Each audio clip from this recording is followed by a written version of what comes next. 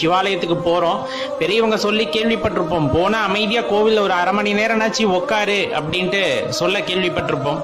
இதுவரையில நமக்கு அதுக்கான நேரம் இருந்தது இல்லையோ என்னமோ தெரியல. போனா அப்படியே கடன்னு சுத்திக்கிட்டு சாமி கோயிலுக்கு போனேன், அதை கேட்டேன் இதை கேட்டேன் அப்படின்னு சொல்லிட்டு வந்துடுறது. அதனால என்ன பலன் கிடைக்க போகுது அப்படின்னா ஒண்ணுமே கிடையாது. நீ வேண்டிதான் அவர் உனக்கு கொடுக்கணும்னு அவசியம் இல்லை. சில பேர் சொல்லுவாங்க, பசித்த குழந்தை தான் அழுகும், அழுதால்தான் அவள் அன்னைக்கு தெரியும் பால் ஊட்டுவாள். கிடையாது, பசிக்கும் முன்னரே அன்னைக்கு தெரிந்து பால் ஊட்டுவார்கள். அதுதான் உண்மை. அதே போலதான் இறைவனுமே உனக்கு எந்த நேரத்துல எது வேணுமோ அதை செஞ்சிருவார். அதனால நம்ம எதுவும் போய் கேட்கணும்லாம் அவசியம் இல்லை. எனக்கு எல்லாமே இறைவன் தான் அப்படிங்கிற அந்த நிலையில உட்கார்ந்துருக்கும் போது உங்களுக்கான வழி, உங்களுக்கான கதவுகள் அதுவாக திறக்கும். அதுவரையிலும் பொறுத்திருக்க வேண்டும். அதுதான் ரொம்ப முக்கியமான விஷயம்.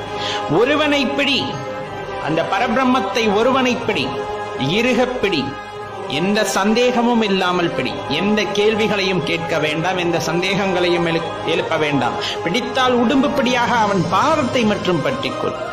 அந்த பாதத்தை பற்றி கொண்டவர்களுக்கு என்றுமே பலன் இல்லாம போனதில்லை. அவரை சரணாகதி அடைய வேண்டும் என்று நினைத்தால் ஒருவரை, அதையும் சிவனை இறுக பற்றிக் கொள்ளுங்கள். அவர் ஒருவரை மட்டும் பற்றிக் கொள்ளுங்கள்.